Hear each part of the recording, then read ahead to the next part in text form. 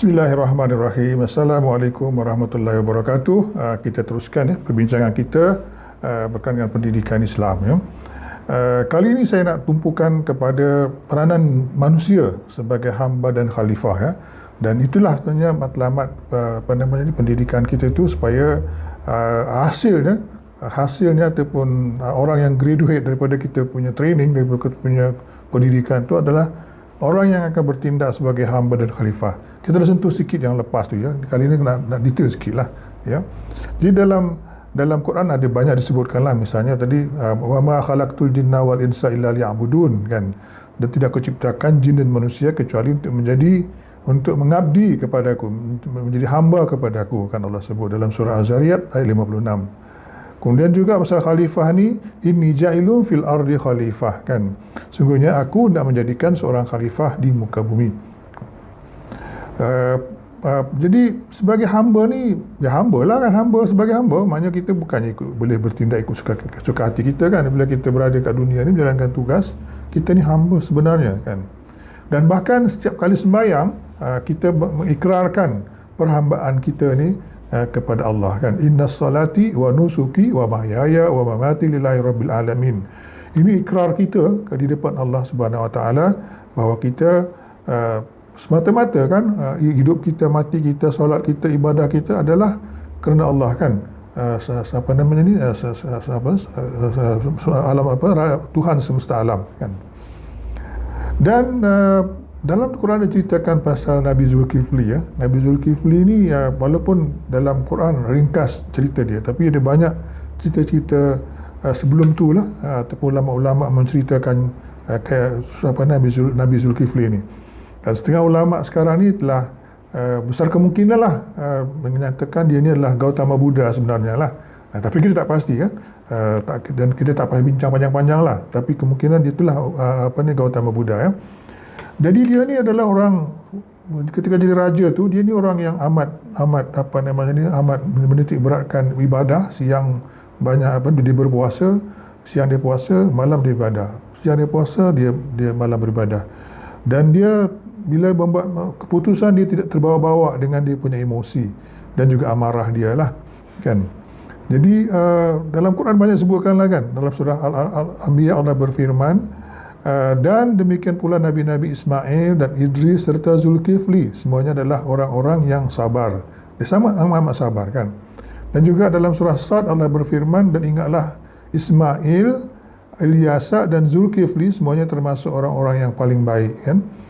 Jadi begitulah kan, ketika dia menjadi raja, dia ni amat tahu kan, amat jelas di bawah dia adalah hamba Allah, dan dia memang amat menitik beratkan ibadahnya. Pada malam hari tak berhenti sembahyang, ada ke tidur dia lah kan, dan siang hari dia berpuasa kan.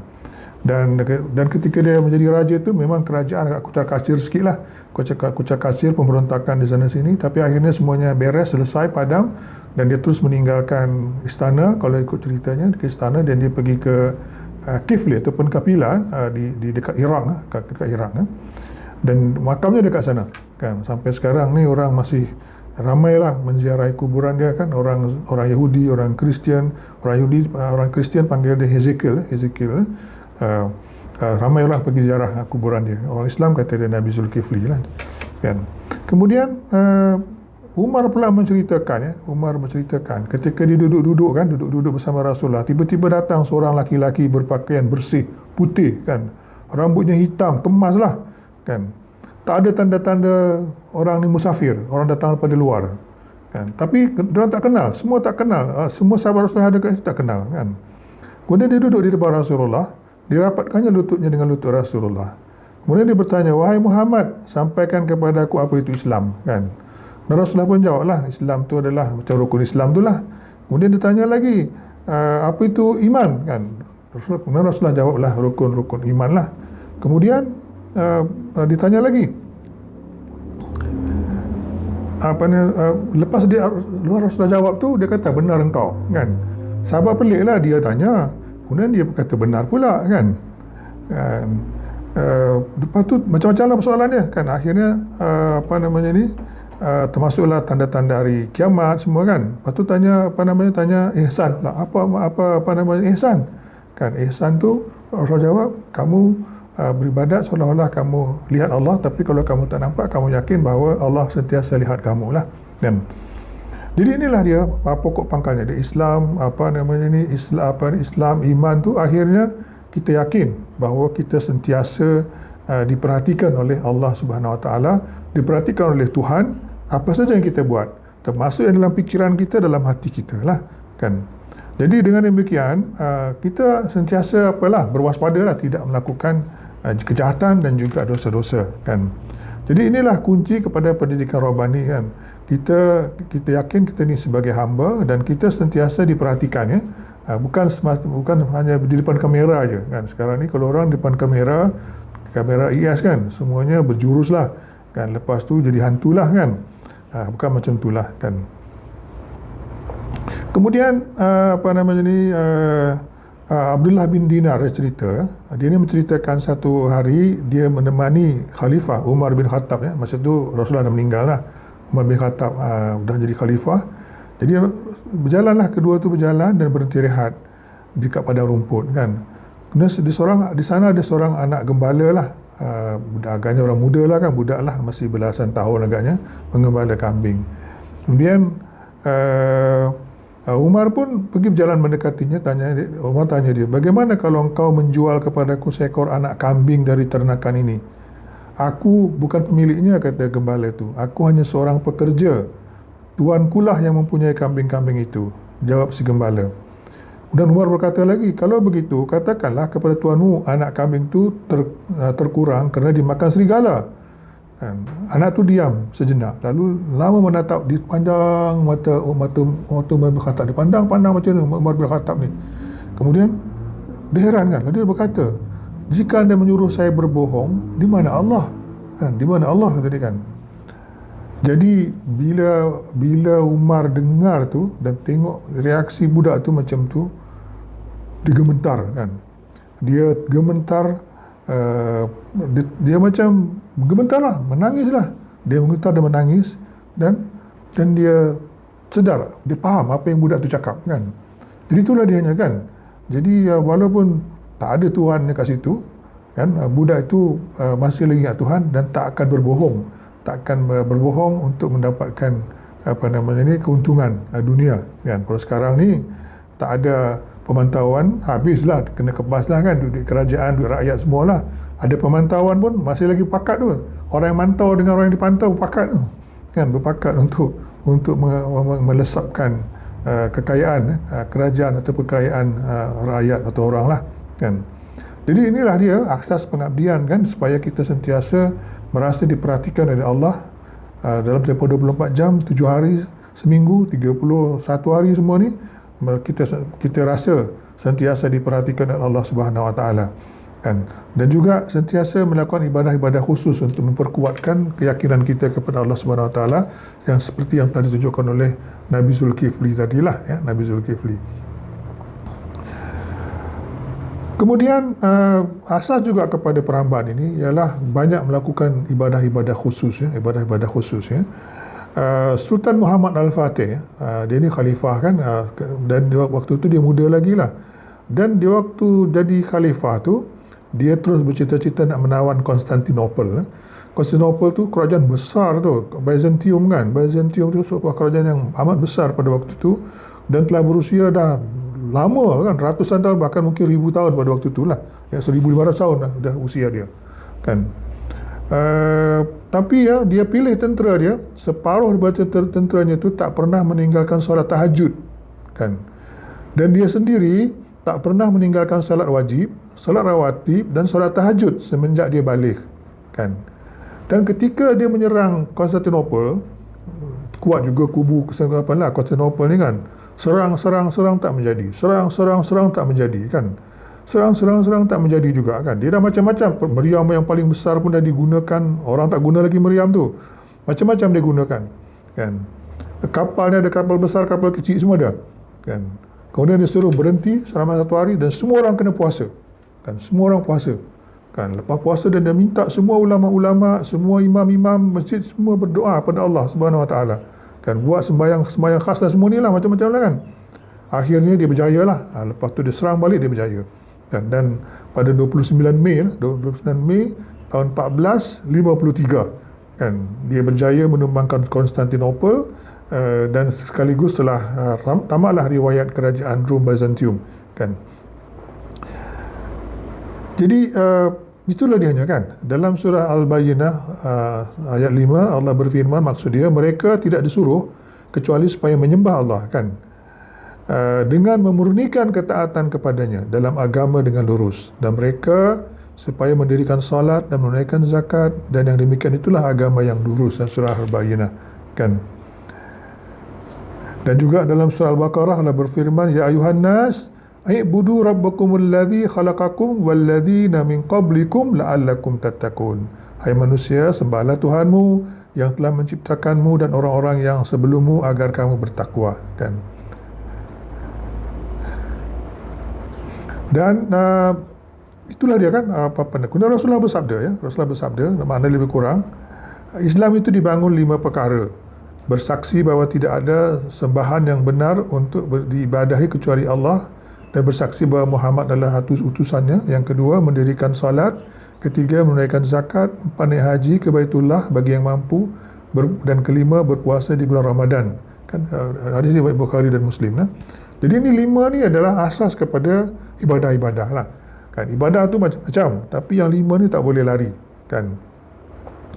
Kemudian yang sunat-sunat pun kena buat jugalah kan. Sunat-sunat macam tadi Sultan Muhammad Al-Fatih tu, dia tak pernah meninggal sembahyang rawatib di masjid kan.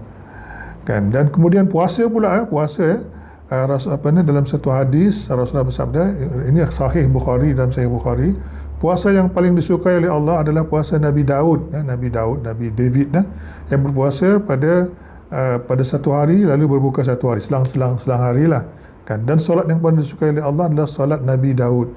Ia tidur 1/2 malam dan bangun 1/3-nya, lalu tidur 1/6-nya kan. Jadi boleh contohlah apa yang dibuat Nabi Daud tu kan.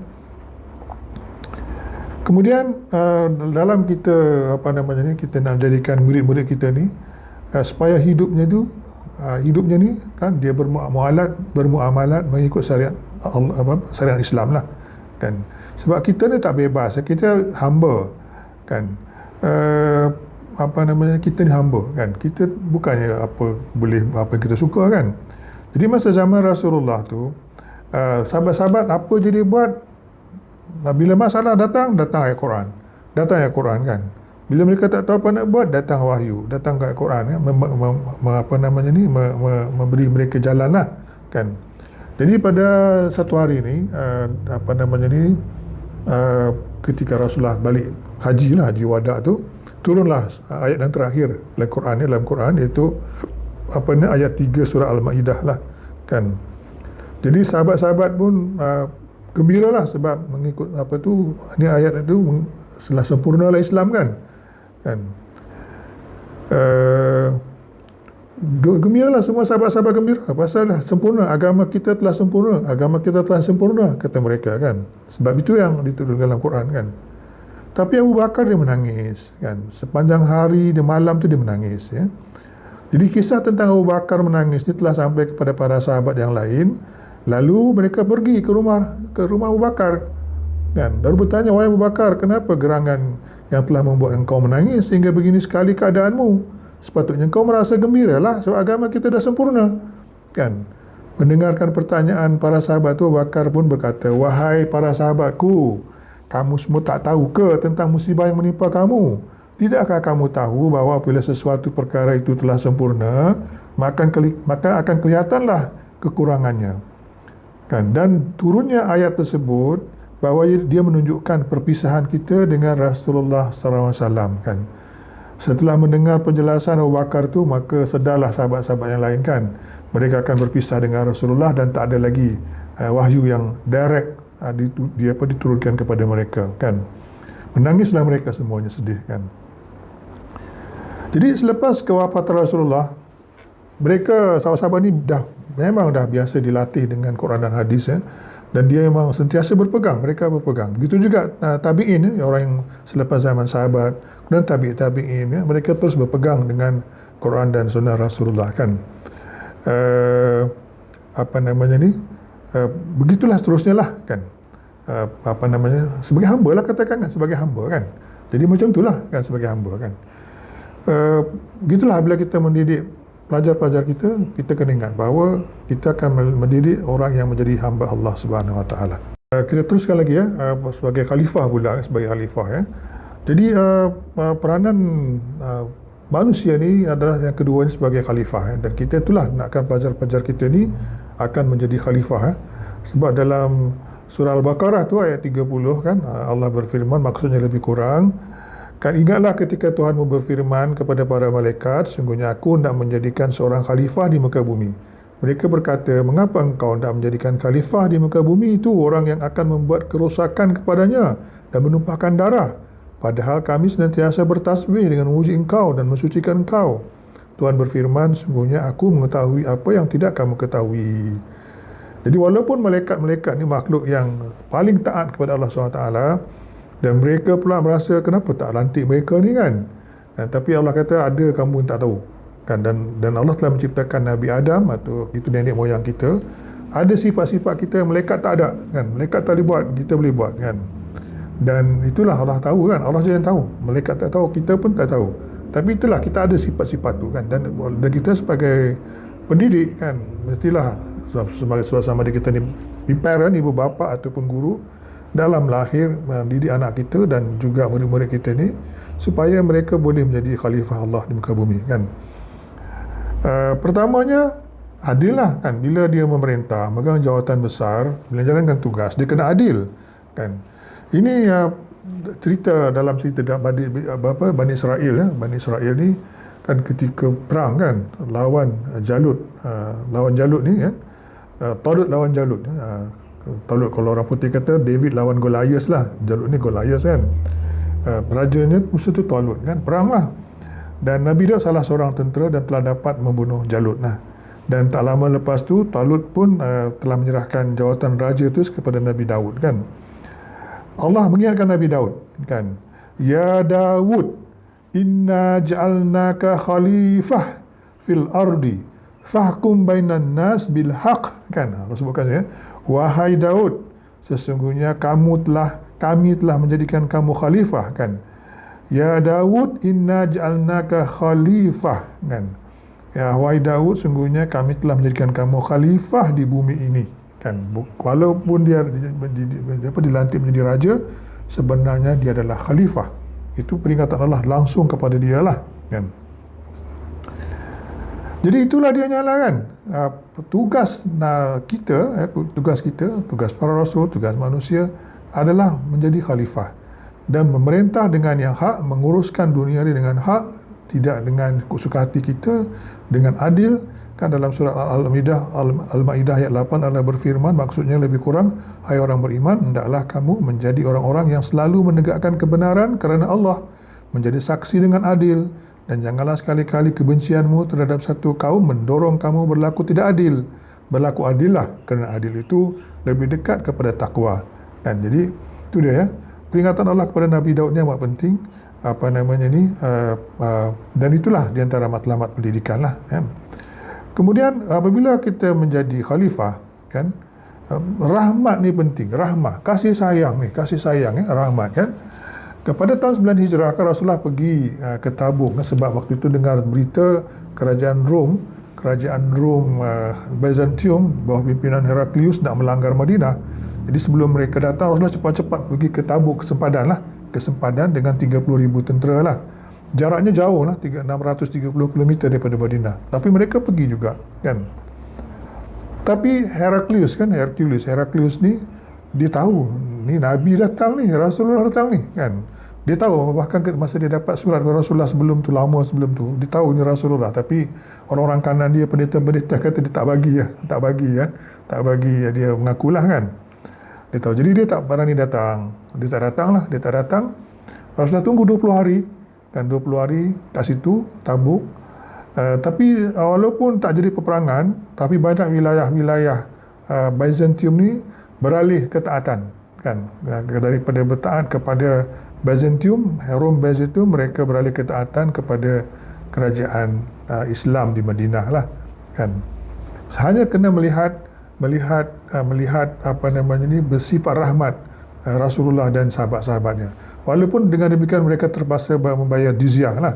Tapi walaupun demikian, walaupun terpaksa bayar jizyah, masih lagi lebih rendah daripada mereka membayar cukai kepada Heraklius lah, kepada Rom Byzantium. Kan?